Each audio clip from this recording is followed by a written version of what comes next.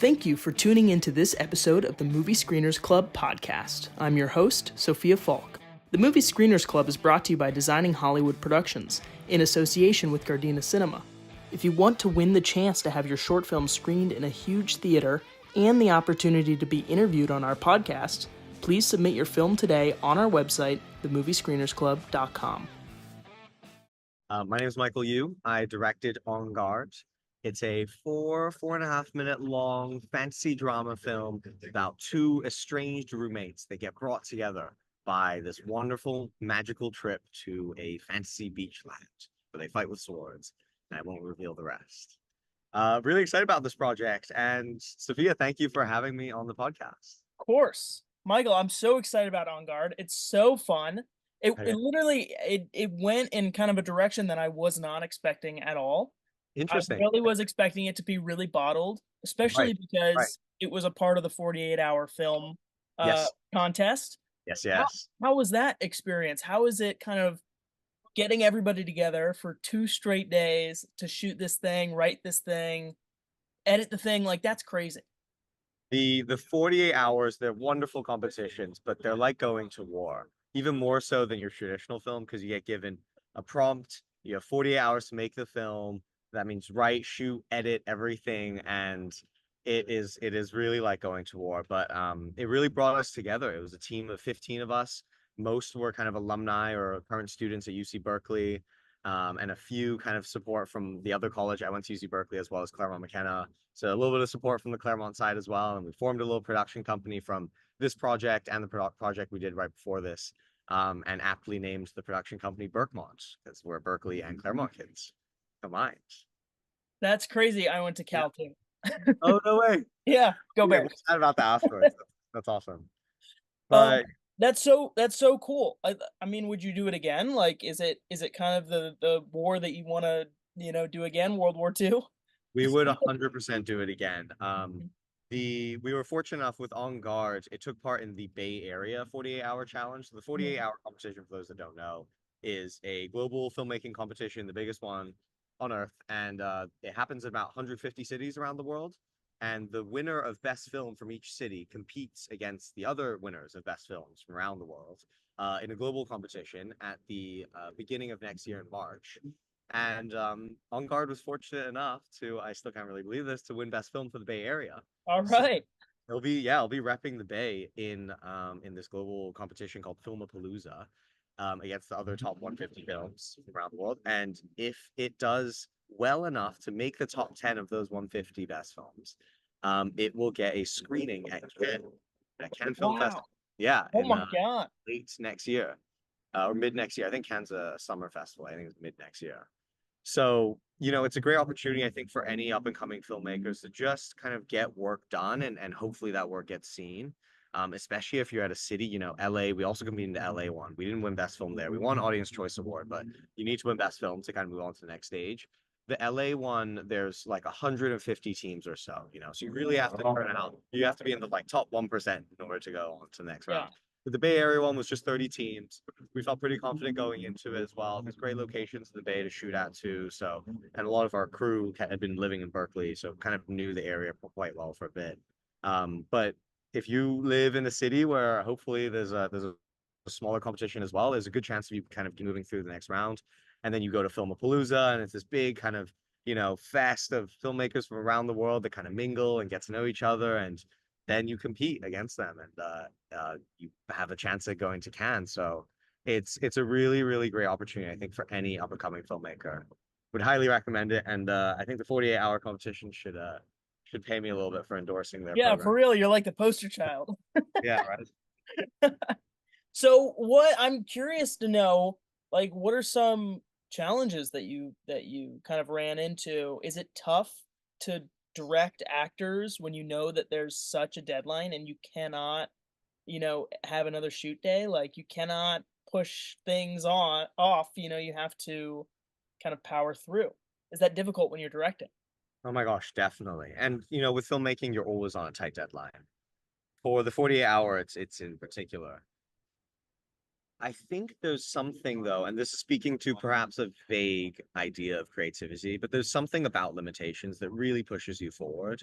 And when you've only got, the final fight scene for En Garde, as those of you will see or have seen, um, all of that was shot on the beach over the course of probably about like 30 to 45 minutes. We had to make a lot of quick kind of decisions on how the fight was choreographed. Fortunately, we had someone on our team that had experience in stage combat, so he kind of helped. And I grew up in Hong Kong making little short action martial arts films, so had a little bit of background there that helped. But for that scene, we really, really had to just make decisions on the fly.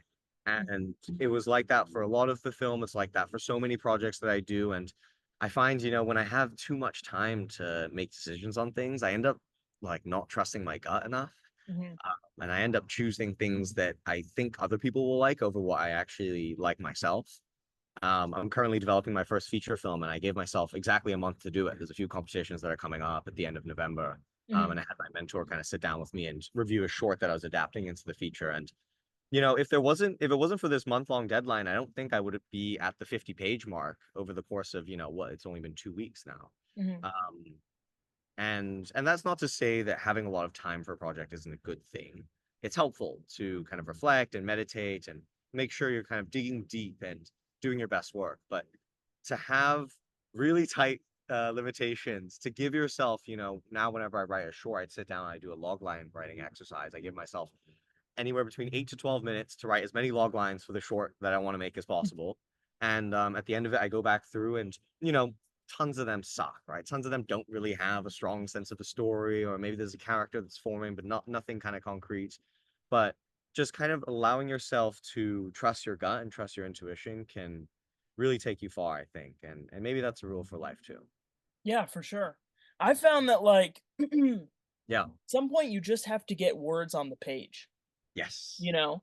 And when you don't give yourself a deadline and you don't kind of hold yourself accountable, writing especially is such a individual activity. There is that collaboration aspect where, Right. either you have a writing partner or a team of writers like Right. Right. Right. Right. on Right. your Right. short. Yep. But, like, for the most part, it's an individual battle.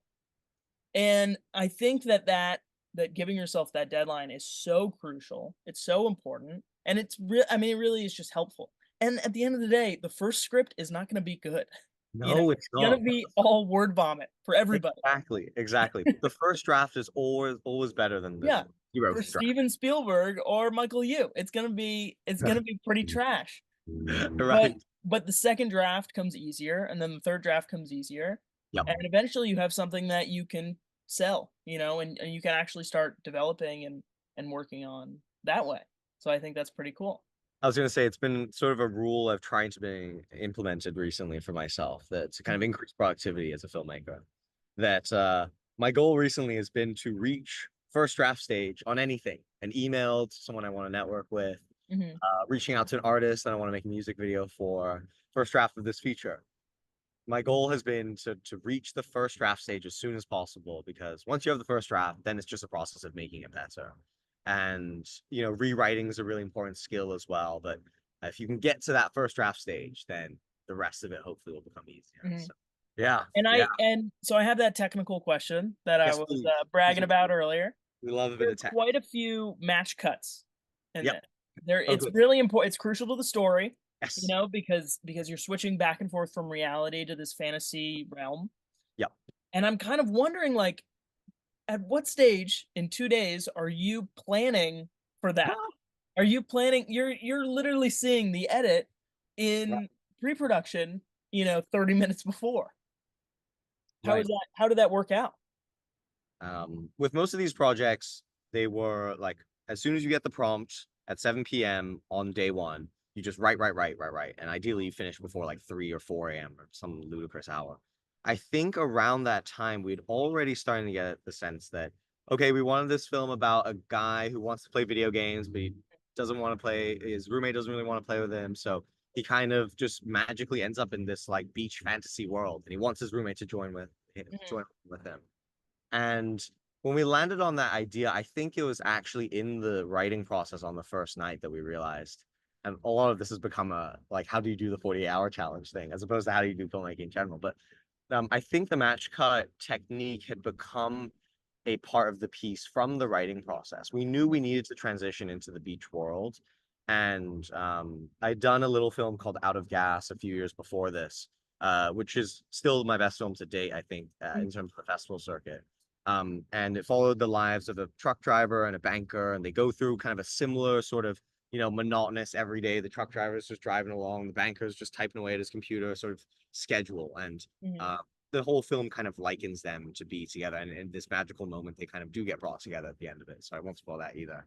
A lot of magical ending moments for my shorts, I You're a guess. magical guy. I suppose in a I'm way. kinda getting that. I was into magic as a kid actually. At like Christmas time, I would host a little show as a kid Mm, and do little card tricks for my parents and stuff. I think they knew they weren't that good, but they let me go with it anyways. Um, where was I? Yeah, I think with Out of Gas, we had played, it's also in a way, it's a two character study, and we played a lot with kind of match cutting back and forth between, as I was saying, the truck driver at his kind of car, right? That'd be in like a profile shot, the banker at his desk, that'll be sort of in a profile medium, framed in a similar light. The banker would be like opening a file cabinet. The truck driver would be like opening his like back of his truck. And mm. so I'd like that technique. And I think increasingly, as many modern filmmakers have started to copy me, it's become kind of a thing in like modern kind of, like hierarchy cinema. Yeah, There's so many of these like, character goes to sleep and then they wake up in the same position, right? And the match cut right, just morning right, after. and just, like, the light changes behind them. Light changes, Yeah. exactly, yeah, but Was Afraid does that. I watched A Real Pain with Jesse Eisenberg recently. How was Um, that?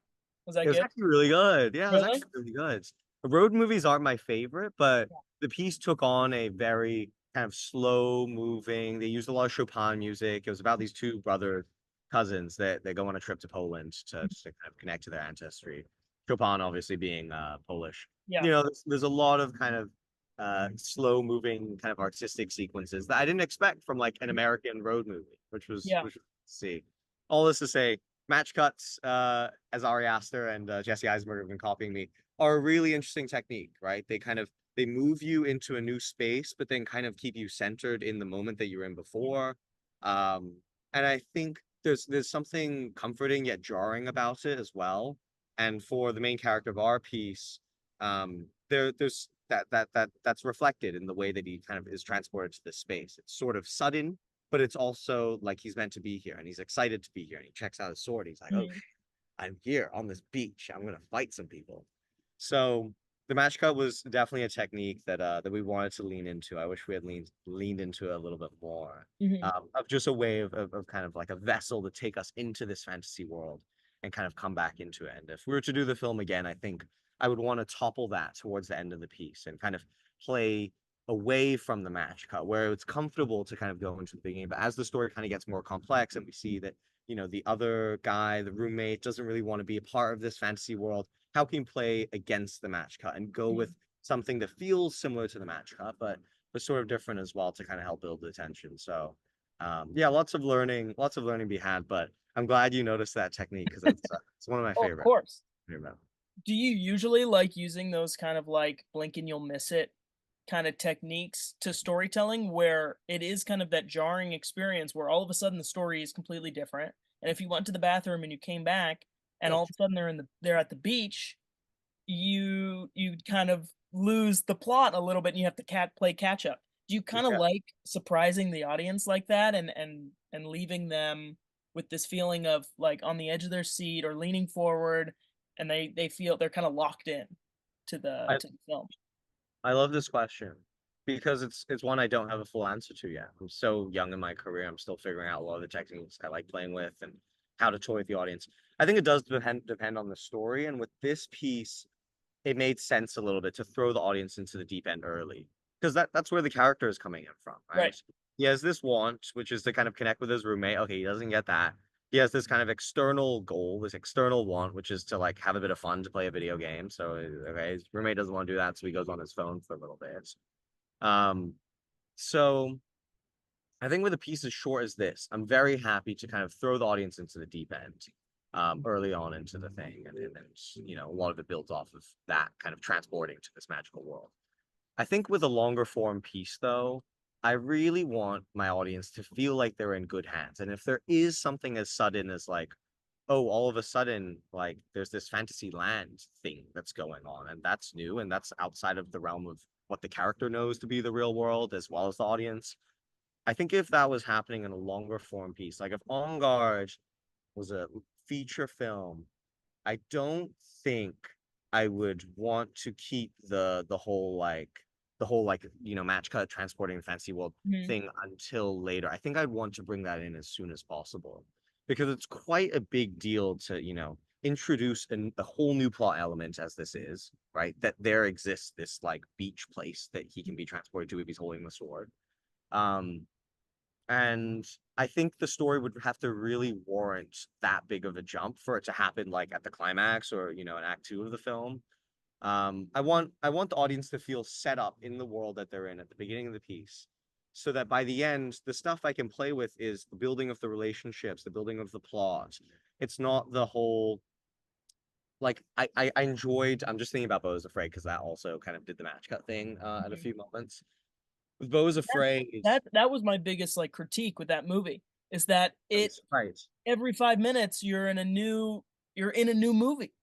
It was like there were 3 or 4 movies in that one movie, and I felt like because it was 2.5 hours long, because I'm right, right, right, sitting there, right.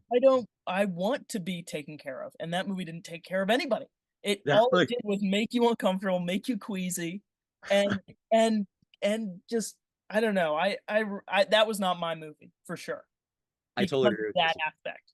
I totally agree with you. Mhm. It's and look, it's an approach, right? The goal of Right. Bo is Afraid, if you could make the goal one emotion, is to probably discomfort the audience. Absolutely, and it Like did it. how, It yeah, did. how better to do that than like change the Right. whole like landscape of that universe Mhm. multiple times. I think it does it 4 times, throughout the film.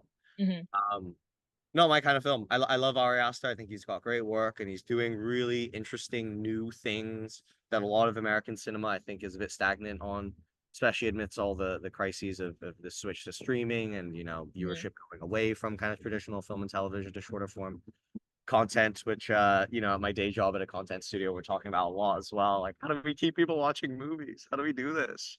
When, like, there's better content that's 15 seconds long. Well, not better. Different.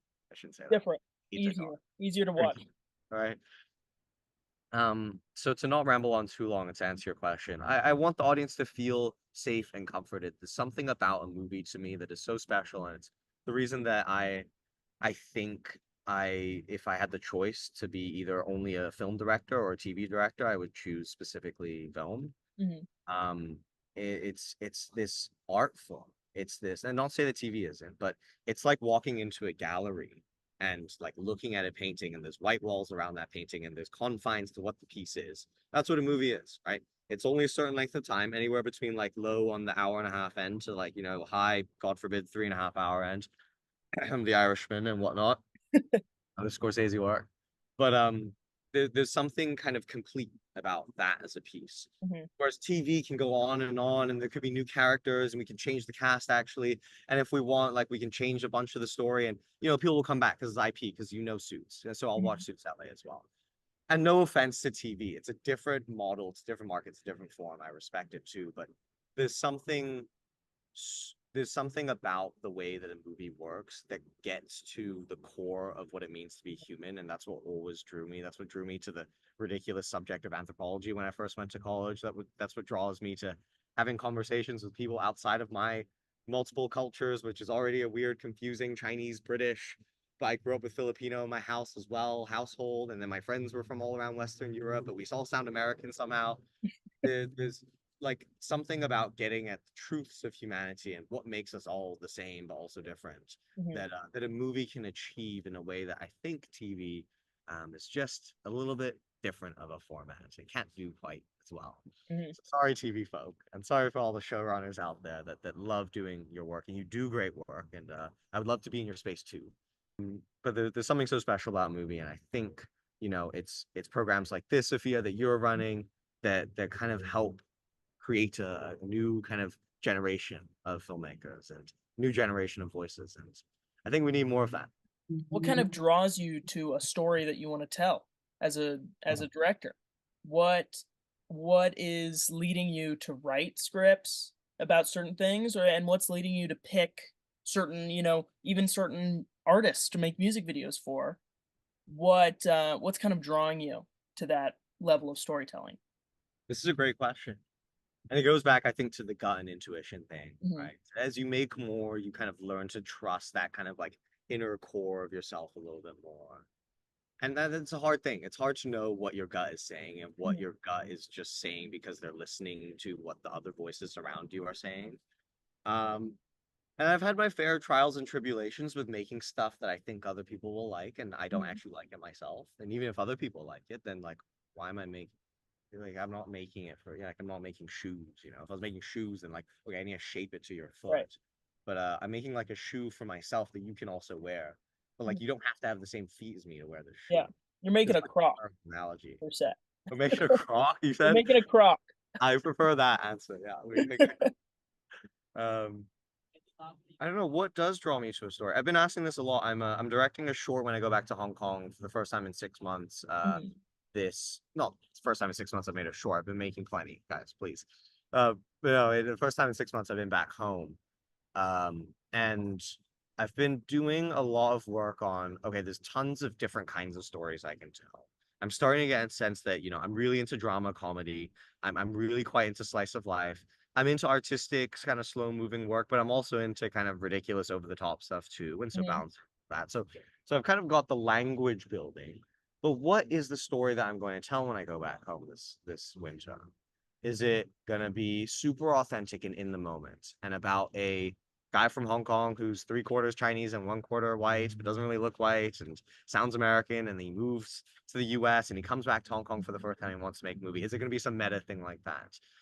Or is it going to be about the difficult relationship that I had with some of my family members and from everyone being from a different part of the world and coming together and the Mhm. strange kind of conversations we have at dinner as we eat fish and chips with bok choy?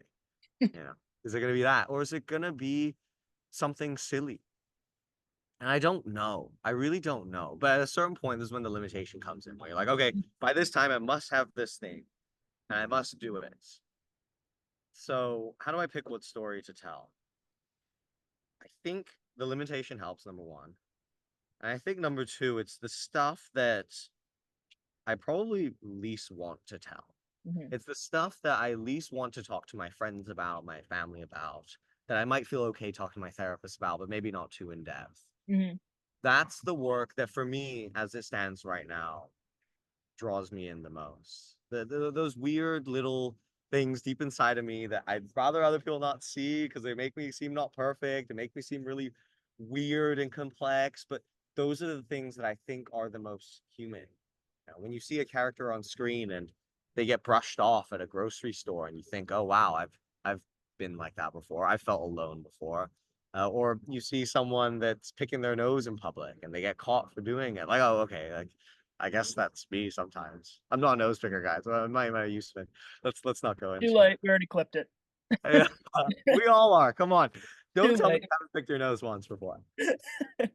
But I think those parts, and this is, I think, being in theater for the last year as well and taking some acting classes Mhm. and being with that crazy, wonderful crowd of people too. And I just finished co-directing a short with a theater friend of mine that never made a film before. Um, Oftentimes they tell you, yeah, acting is about kind of going deep into yourself and finding the parts that you don't want to show and showing them to other Mhm. people. And that's where we really connect. And I think the authentic kind of crazy, silly, but also genuine stuff that I want to make in the future will be that stuff. Will be the stuff that I probably don't want to talk about. I probably don't even talk about with my friends and rarely with my therapist. It's the work that I'd rather other people not see, but Mhm. that really gets at the core of who I am. And I think if I can show who I am at my core, my nose picking, culturally confused core, I think other people can hopefully see something from that too. Well, on that note, Michael, thank you so much for meeting with me. I Of think that course. Thank that you. was very profound. I gotta Well, go I cry hope or so. something. I don't know. I hope so. Ending it with a nose picking moment is probably Yeah, not. exactly. Oh, Thank you wait, we so need a thumbnail. Could you maybe stick your finger? I don't know. Whatever. Thank you, Michael, so much.